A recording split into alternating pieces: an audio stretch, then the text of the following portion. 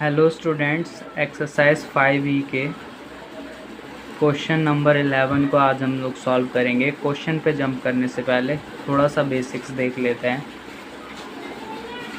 Fraction किसको बोलते हैं? जब भी कुछ इस तरीके से अपॉन में लिखा हो, 7/8, 6/9, 10/12, कुछ भी इस तरीके से अपॉन में लिखा हो उसको फ्रैक्शन बोलते हैं। अपॉन के ऊपर जो टर्म होती है उसको न्यूमरेटर बोलते हैं। अपॉन के नीचे जो टर्म होती है उसको डिनोमिनेटर बोलते हैं। अब फ्रैक्शन के कुछ टाइप्स होते हैं। ये एक मिक्स्ड फ्रैक्शन है। मिक्स्ड फ्रैक्शन क्या होता है? जब एक होल नंबर और प्रॉपर फ्रैक्शन आपस में मिलते हैं तो मिक्स्ड फ्रैक्शन बनता है। मैंने यहाँ पे प्रॉपर इम्प्रॉपर नहीं लिखा है, ऐसे ही बता देता हूँ आपको।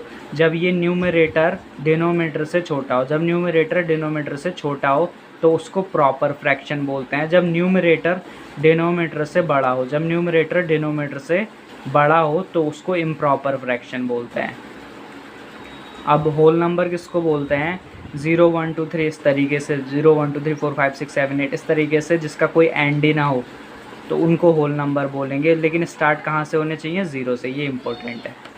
प्राइम नंबर्स किसको बोलते हैं? 2 3 5 7 11 13 17 19 29 23। प्राइम नंबर्स वो होते हैं ऐसे नंबर जो या तो खुद से डिवाइड हो और 1 से डिवाइड हो, उसको प्राइम नंबर बोलते हैं। प्राइम नंबर वो होते हैं जो खुद से डिवाइड हो या 1 से, इसके अलावा किसी और से डिवाइड ना हो।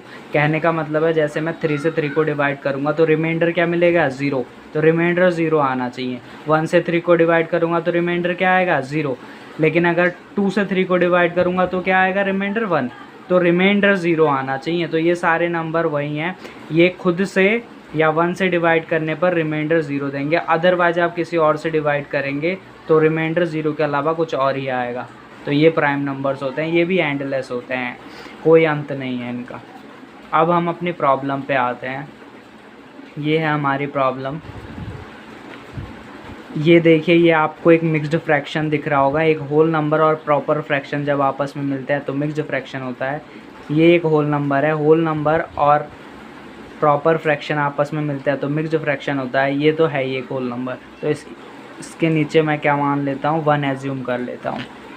तो इस प्रॉब्लम को सॉल्व करने के कई तरीके हैं। आप इसको रेस्ट पे रखें, मतलब इसे छुपा लें, इन दोनों को सॉल्व करें।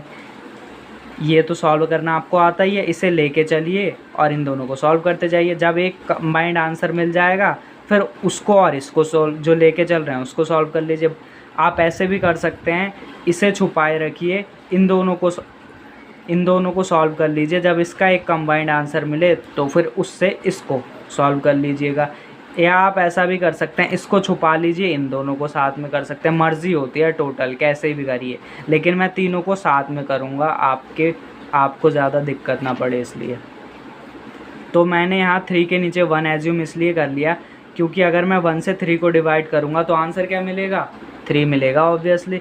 तो इसीलिए आपको ज़्यादा प्रॉब्लम ना हो, इसीलिए यहाँ पर हम किसी भी नंबर के नीचे 1 एज्यूम कर सकते हैं। इससे आपको क्वेश्चन ईजी लगेगा।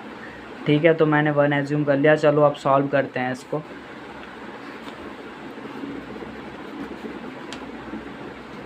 ये तो एज इट इज़ उतर जाएगा, ये तो ऑलरेडी सॉल्व है ही, बीच में प्लस का साइन है।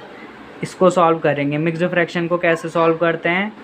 जो डिनोमिनेटर में जो नंबर होता है उसकी इससे मल्टीप्लाई करा देंगे। 15 बन जा 15 और उसमें 4 ऐड कर देंगे। 15 बन जा 15, उसमें 4 ऐड कर देंगे।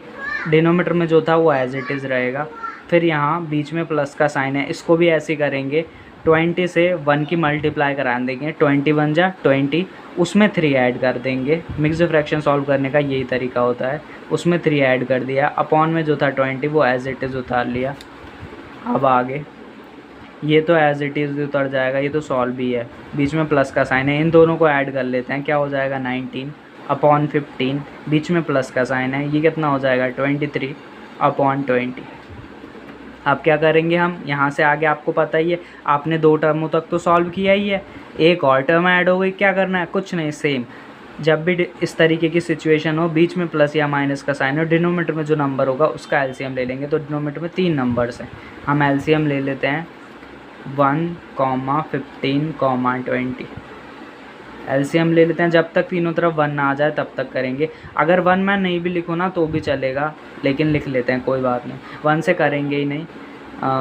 जब भी एलसीएम लेंगे तो प्राइम नंबर्स का यूज़ करेंगे, ध्यान रखना। जब भी एलसीएम लेंगे प्राइम नंबर का यूज़ करेंगे।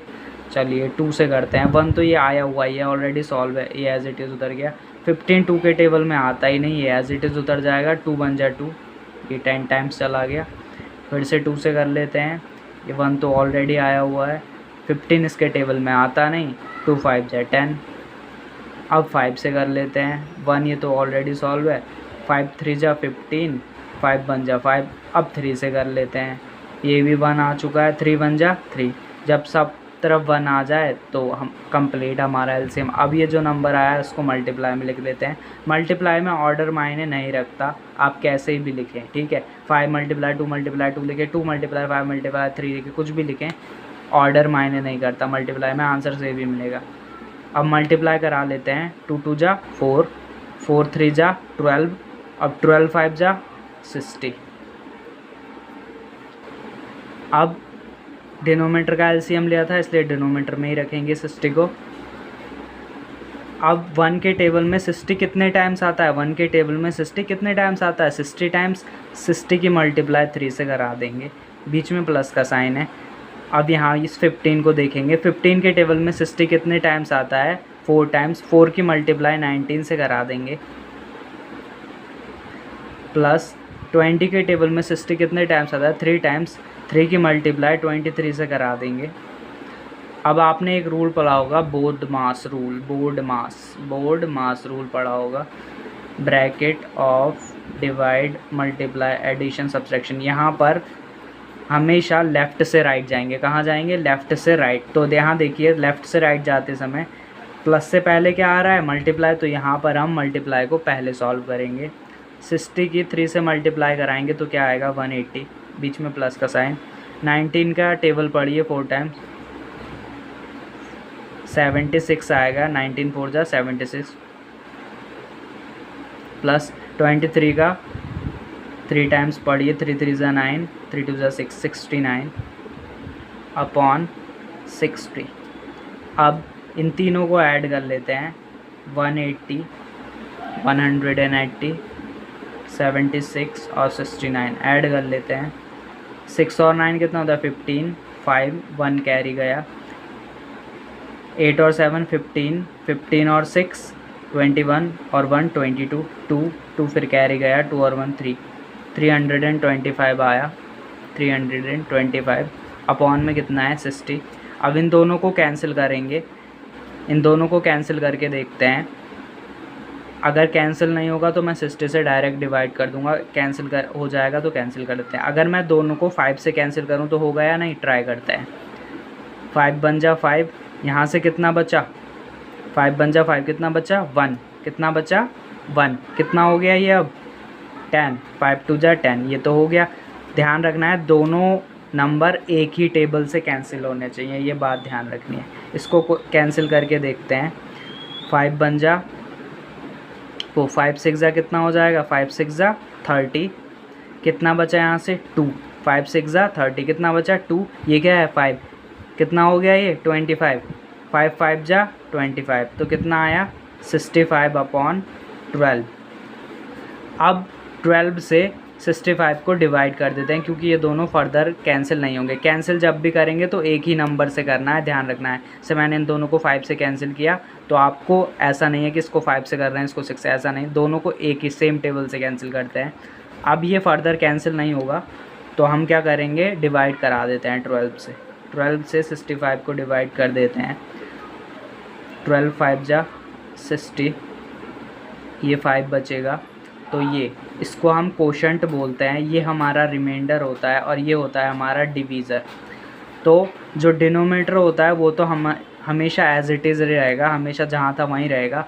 जो हमारा रिमाइंडर होता है ये न्यूमरेटर बन जाता है, और जो हमारा कोशंट होता है वो हमारा होल नंबर बन जाता है। ये हमारा फाइनल आंसर है। आपकी बुक में अगर आप यहाँ पर इम्प्रॉपर में भी छोड़ेंगे तो भी ठीक है, और मिक्स्ड फ्रैक्शन में छोड़ेंगे तो भी ठीक है। आपकी बुक में आंसर मिक्स्ड फ्रैक्शन में दिया है, इसलिए मैंने मिक्स्ड फ्रैक्शन में किया। अभी मैं लास्ट में कैलकुलेटर से और करके आपको फाइनल दिखा दूँगा। तो ये है हमारा पूरा प्रॉब्लम सॉल्व। मिलते हैं नेक्स्ट वीडियो में।